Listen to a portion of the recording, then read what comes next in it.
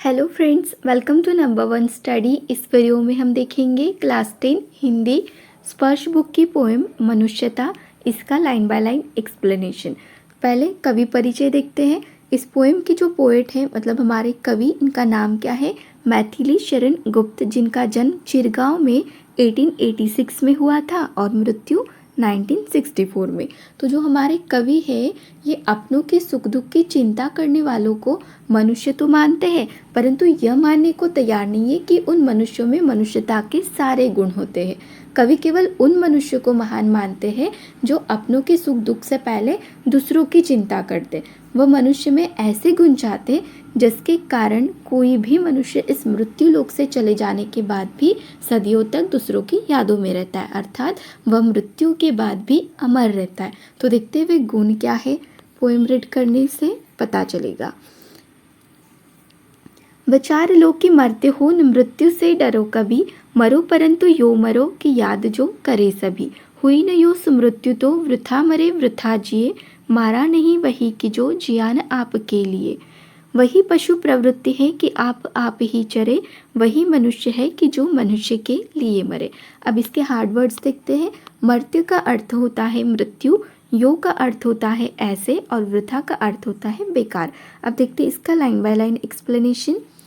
विचार लो कि मरते हो न मृत्यु से डरो कभी। इस लाइन में कवि कहते हैं कि हमें यह जान लेना चाहिए कि मृत्यु का होना निश्चित है, हमें मृत्यु से नहीं डरना चाहिए। मरो परंतु यो मरो कि याद जो करे सभी। इस लाइन में कवि कहते हैं कि हमें कुछ ऐसा करना चाहिए कि लोग हमें मरने के बाद भी याद करें। हुई न यो सुमृत्यु तो वृथा मरे वृथा जिए। वृथा का अर्थ क्या दिखा था? बेकार। तो इस लाइन में कवि कहते हैं जो मनुष्य दूसरों के लिए कुछ भी ना कर सके, उनका जीना और मरना दोनों कैसे हैं? वृथा मतलब बेकार है। मारा नहीं वही कि जो जिया न आपके लिए, मतलब मरकर भी वह मनुष्य कभी नहीं मरता जो अपने लिए नहीं दूसरों के लिए जीता है। वही पशु प्रवृत्ति है कि आप ही चरे, क्योंकि अपने लिए तो जानवर भी जीते हैं, है ना। वही मनुष्य है कि जो मनुष्य के लिए मरे। इस लाइन में कवि क्या कहना चाहते हैं कि उनके अनुसार मनुष्य वही है जो दूसरे मनुष्यों के लिए मरे, अर्थात जो मनुष्य दूसरों की चिंता करे वही असली मनुष्य कहलाता है। तो इस पूरे स्टैंजा में कवि हमें क्या बताना चाहते हैं कि मनुष्य को कैसा जीवन जीना चाहिए। क्लियर हो गया। अब आते इसके सेकंड स्टैंजा पे। उसी उदार की कथा सरस्वती बखानती, उसी उदार से धरा कृतार्थ भाव मानती। उसी उदार की सदा सजीव कीर्ति कूजती, तथा उसी उदार को समस्त सृष्टि पूजती। अखंड आत्मभाव जो असीम विश्व में भरे, वही मनुष्य है कि जो मनुष्य के लिए मरे। हार्ड वर्ड्स देखते इसके। उदार का अर्थ होता है महान, श्रेष्ठ। बखानती का अर्थ होता है गुणगान करना। धरा का अर्थ होता है धरती। कृतघ्न का अर्थ होता है ऋणी, आभारी। सजीव का अर्थ होता है जीवित। कुजती मतलब करना। अखंड का अर्थ होता है जिसके टुकड़े न किए जा सके, और असीम का अर्थ होता है पूरा। अब देखते इसका लाइन बाय लाइन एक्सप्लेनेशन। उसी उदार की कथा सरस्वती बखानती। तो इस लाइन में कवि कहते हैं कि जो मनुष्य अपने पूरे जीवन में दूसरों की चिंता करता है, उस महान व्यक्ति की कथा का गुणगान सरस्वती अर्थात पुस्तकों में किया जाता है। उसी उदार से धरा कृतार्थ भाव मानती। पूरी धरती उस महान व्यक्ति की आभारी रहती है। उसी उदार की सदा सजीव कीर्ति पूजती, तथा उसी उदार को समस्त सृष्टि पूजती। उस व्यक्ति की बातचीत हमेशा जीवित व्यक्ति की तरह की जाती है और पूरी सृष्टि उसकी पूजा करती है। अखंड आत्मभाव जो असीम विश्व में भरे, वही मनुष्य है कि जो मनुष्य के लिए मरे। इन दो लाइंस में कवि कहते हैं कि जो व्यक्ति पूरे संसार को अखंड भाव और भाईचारे की भावना से बांधता है, वह व्यक्ति सही मायने में मनुष्य कहलाने योग्य होता है। तो इस स्टैंजा में कवि हमें क्या बताना चाहते हैं कि जो मनुष्य दूसरों के लिए जीते हैं उनका गुणगान युगों युगों तक होता है। अब आते इसके थर्ड स्टैंजा पे।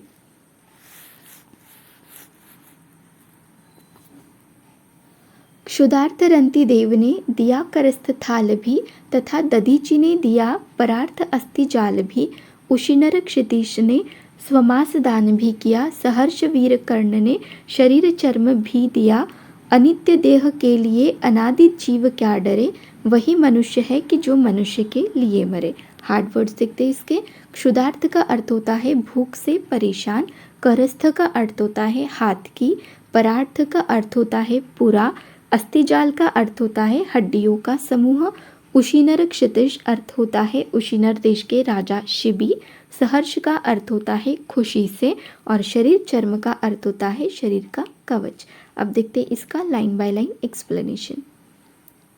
कवि कहते हैं कि पौराणिक कथाएं ऐसे व्यक्तियों के उदाहरणों से भरी पड़ी है जिन्होंने अपना पूरा जीवन दूसरों के लिए त्याग दिया, जिस कारण उन्हें आज तक याद किया जाता है। फर्स्ट लाइन देखते इसके। क्षुधार्त रंति देव ने दिया करस्थ थाल भी, मतलब क्षुधार्थ है ना, भूख से परेशान रति देव ने अपने हाथ की आखिरी थाली भी दान कर दी थी, तथा दधीचि ने दिया परार्थ अस्थि जाल भी, और महर्षि दधीचि ने तो अपने पूरे शरीर की हड्डियां वज्र बनाने के लिए दान कर दी थी। उशिनर क्षितीश ने स्वमास दान भी किया, मतलब उशिनर देश के राजा शिबी ने कबूतर की जान बचाने के लिए अपना पूरा मांस दान कर दिया था। सहर्ष वीर कर्ण ने शरीर चर्म भी दिया, और जो वीर कर्ण थे उन्होंने अपनी खुशी से अपने शरीर का कवच दान कर दिया था। अनित्य देह के लिए अनादि जीव क्या डरे, वही मनुष्य है कि जो मनुष्य के लिए मरे। तो कवि कहना चाहते हैं कि मनुष्य इस नश्वर शरीर के लिए क्यों डरता है, क्योंकि मनुष्य वही कहलाता है जो दूसरों के लिए अपने आप को त्याग देता है। तो इस पूरे स्टैंजा में कवि ने महान पुरुषों के उदाहरण दिए जिनकी महानता के कारण उन्हें याद किया जाता है। अब देखते हैं इसका फोर्थ स्टैंजा। सहानुभूति चाहिए महाविभूति है यही, वशीकृता सदैव है बनी हुई स्वयं मही। विरुद्ध भाव बुद्ध का दया प्रवाह में बहा, विनीत लोक वर्ग क्या न सामने झुका रहा। आहा वही उदार है परोपकार जो करे, वही मनुष्य है कि जो मनुष्य के लिए मरे। हार्ड वर्ड्स देखते। सहानुभूति का अर्थ होता है दया करुणा, महाविभूति का अर्थ होता है सबसे बड़ी संपत्ति, वशीकृता का अर्थ होता है वश में करने वाला, और मही का अर्थ होता है ईश्वर, विरुद्धवाद का अर्थ होता है खिलाफ होना। अब देखते हैं इसका लाइन बाय लाइन एक्सप्लेनेशन। सहानुभूति चाहिए महाविभूति है यही। इस लाइन में कवि कहते हैं कि मनुष्य के मन में दया व करुणा का भाव होना चाहिए, यही सबसे बड़ा धन है। वशीकृता सदैव है बनी हुई स्वयं मही। मही मतलब क्या होता है? ईश्वर। तो स्वयं ईश्वर भी ऐसे लोगों के साथ रहते हैं। विरुद्ध भाव बुद्ध का दया प्रवाह में बहा।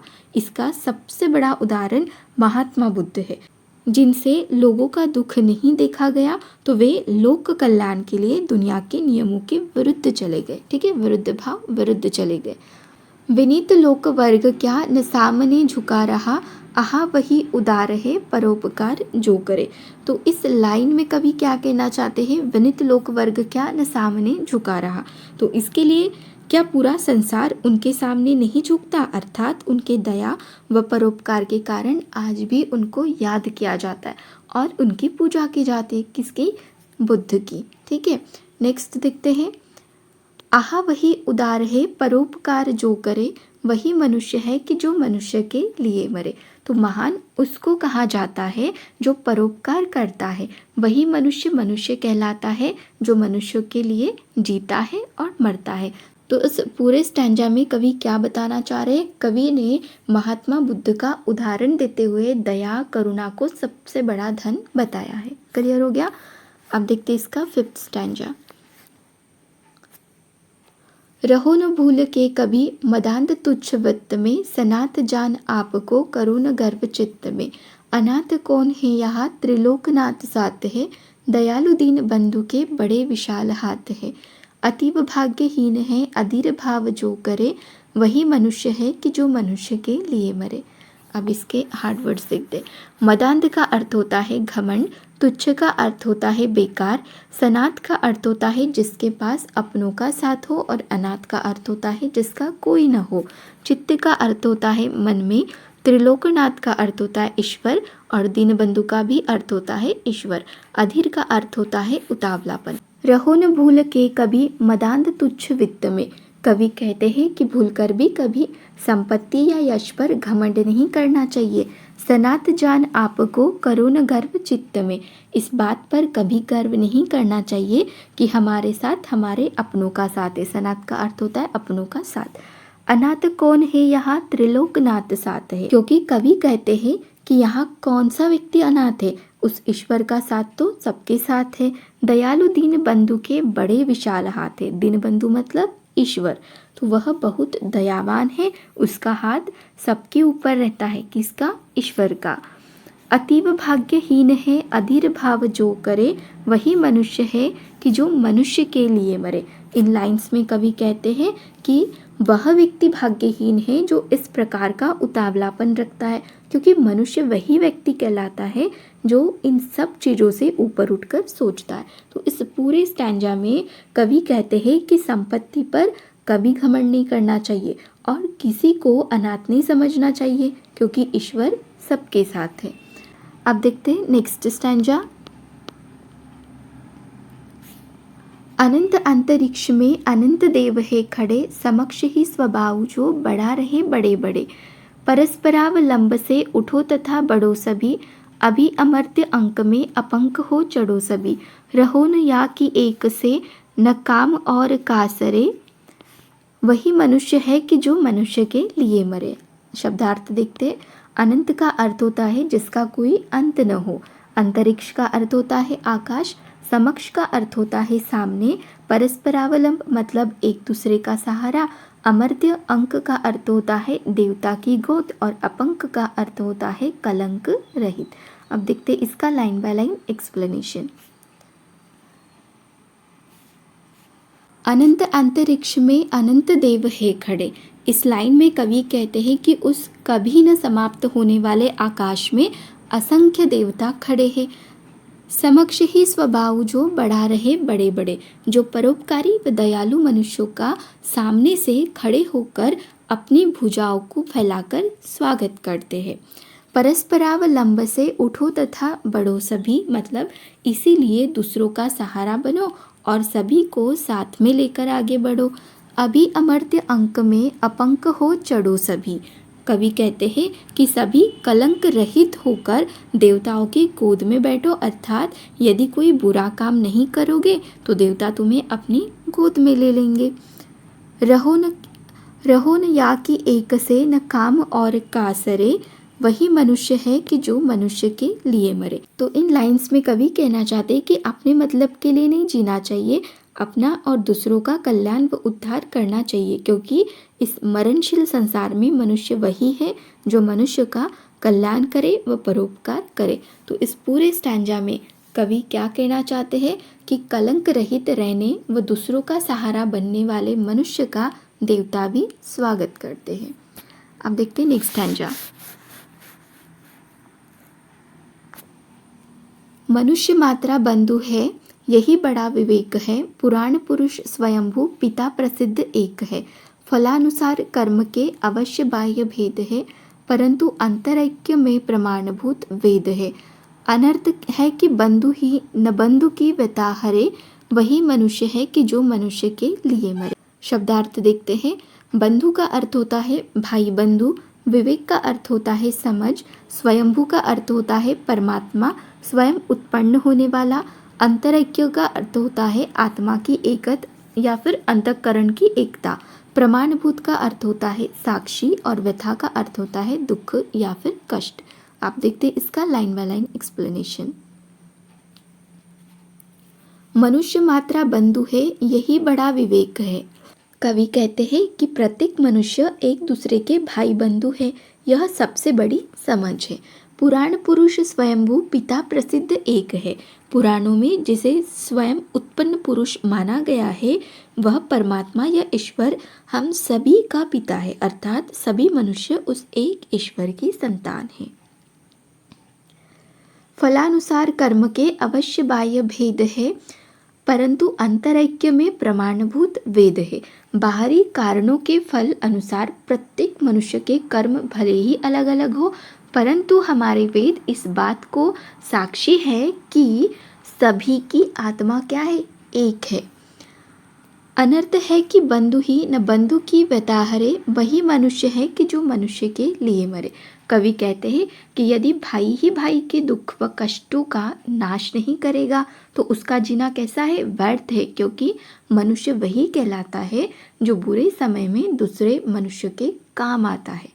तो इस पूरे स्टैंजा में कवि कहते हैं कि हम सब एक ईश्वर की संतान हैं, अतः हम सभी मनुष्य एक दूसरे के भाई बंधु हैं। नेक्स्ट स्टैंजा देखते हैं।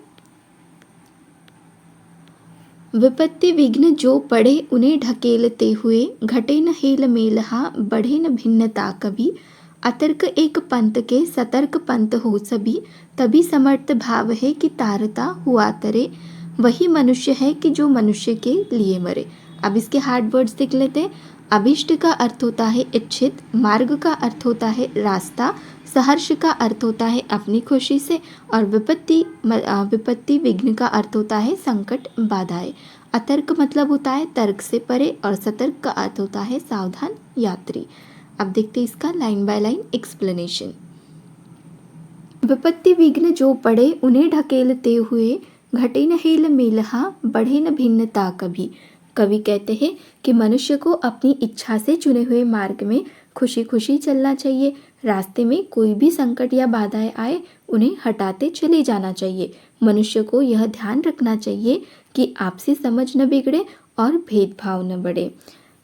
अतर्क एक पंथ के सतर्क पंथ हो सभी, बिना किसी तर्क वितर्क के सभी को एक साथ लेकर आगे बढ़ना चाहिए। तभी समर्थ भाव है कि तारता हुआ तरे, वही मनुष्य है कि जो मनुष्य के लिए मरे। तो इन लाइंस में कवि कहते हैं कि तभी यह संभव होगा कि मनुष्य दूसरों की उन्नति और कल्याण के साथ अपनी समृद्धि भी कायम करे। तो इस स्टैंजा में कवि कहते हैं कि यदि हम खुशी से सारे कष्टों को हटते हुए भेदभाव रहित रहेंगे, तभी संभव है कि समाज की उन्नति होगी। तो यहाँ पे हमारा इस पोएम का एक्सप्लेनेशन कंप्लीट हो गया। वीडियो अच्छी लगी हो तो वीडियो को लाइक करना, अपने फ्रेंड्स के साथ शेयर करना और चैनल को सब्सक्राइब जरूर करना। Thank you.